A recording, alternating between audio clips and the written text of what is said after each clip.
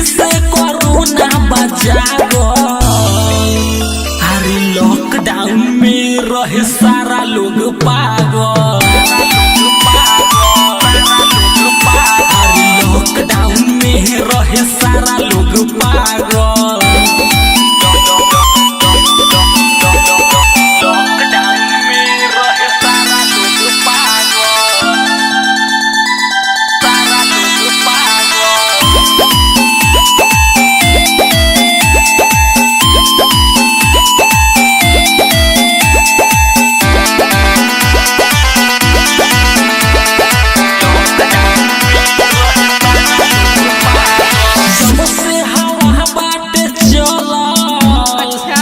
में बेचैनी बा बढ़ल, कैसन आइल बा घरिया रे अपनों से बनल बा दूरिया।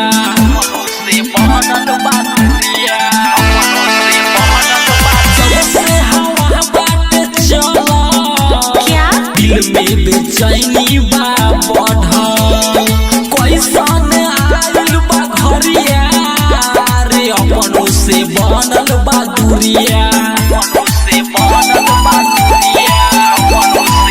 सुनली ह फिर से कोरोना बचा गो।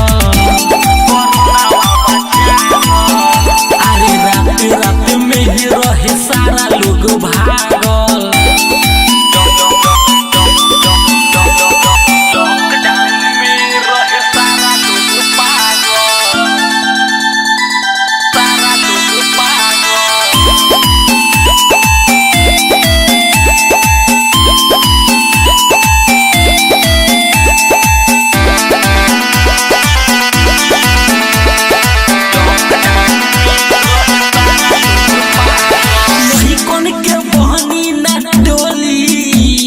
कैसे खेलब हम होली, अरे फिर से लगी लॉकडाउन, सबका के इहे बा बोली।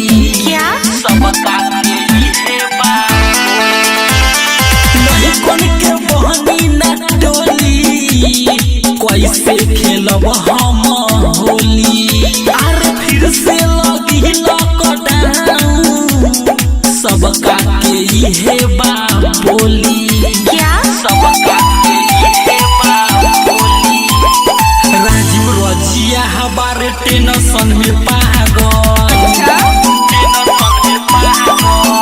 अरे फिर से बात कोरोना वहाँ जा